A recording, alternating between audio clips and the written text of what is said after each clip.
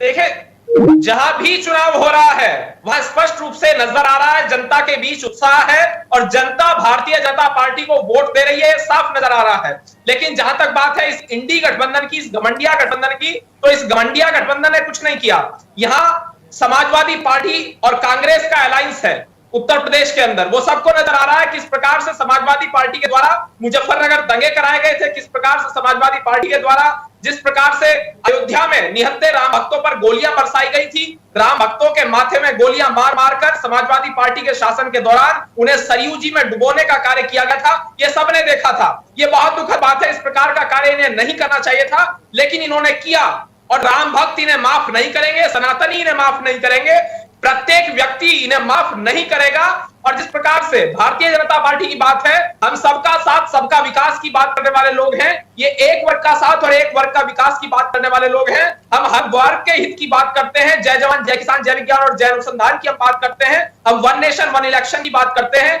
एक भारत श्रेष्ठ भारत की हम बात करते हैं। दूसरी ओर आम आदमी पार्टी और कांग्रेस का जैसे दिल्ली में गठबंधन हुआ वो सबने देखा, तो ये बेमेल गठबंधन है। विचारधाराओं को एक तरफ रखकर ये सत्ता में आने के लिए गठबंधन जिस प्रकार से किया गया, आम आदमी पार्टी और कांग्रेस का गठबंधन इस बात को स्पष्ट करता है। आम आदमी पार्टी और अरविंद केजरीवाल की पूरी राजनीतिक शुरुआत जिस प्रकार से कांग्रेस विरोध से हुई थी, ये सबने देखा। शीला दीक्षित के विरोध से अरविंद केजरीवाल राजनीति में आए थे। शीला दीक्षित को अरविंद केजरीवाल ने चोर कहा था, बेईमान कहा था, भ्रष्ट कहा था। उसके साथ साथ पी चिदम्बरम की बात कर लीजिए, जिस तरीके से अनेकों कांग्रेस सरकार के मंत्रियों के ऊपर अरविंद केजरीवाल के द्वारा उस समय आरोप लगाए गए थे भ्रष्टाचार के, उन्होंने मायावती हो, मुलायम सिंह हो, सबको भ्रष्टाचारी बताया,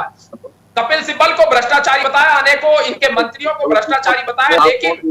इन्होंने विचारधारा को एक तरफ करके, एक किनारे करके कांग्रेस ने बेशर्मी के साथ आम आदमी पार्टी से गठबंधन कर लिया, वो सबको नजर आ रहा है। और एक वीडियो भी मेरे पास मौजूद है, उसमें एक पत्रकार ने जिस प्रकार से अरविंद केजरीवाल से पूछा, अरविंद केजरीवाल उसका जवाब नहीं दे पाए। अरविंद केजरीवाल को अंतोगत्वा कहना पड़ा इस सवाल पर कि किस तरीके से, उस पत्रकार का यही सवाल था कि आपने क्यों, किस लिए, आखिर क्या कारण था कि जिन लोगों को आप भ्रष्ट बताया करते थे, जिन लोगों को आप चोर बताया करते थे, आज उनके साथ आप गठबंधन कर रहे हैं, उनके साथ आप हाथ मिलाकर खड़े हैं। तो उनका यही जवाब था कि मोदी और अमित शाह की जोड़ी को हराना है तो कुछ भी करना जरूरी है। इसका अर्थ हुआ कि भ्रष्टाचारियों के साथ भी ये बैठेंगे, भ्रष्टाचार को भी ये बढ़ावा देंगे। एक और नरेंद्र मोदी जी गरीबी हटाओ की बात करते हैं, गरीबी हटाने की बात करते हैं और गरीबी हमने हटाई है। दूसरी ओर ये भ्रष्टाचार को बढ़ावा देने की बात करते हैं, ये कहते हैं मोदी हटाओ, मोदी जी कहते हैं गरीबी हटाओ, ये कहते हैं मोदी हटाओ, मोदी जी कहते हैं महंगाई हटाओ, ये कहते हैं मोदी हटाओ, मोदी जी कहते हैं भ्रष्टाचार मिटाओ, ये कहते हैं मोदी हटाओ, मोदी जी कहते हैं बेरोजगारी हटाओ, जातिवाद हटाओ,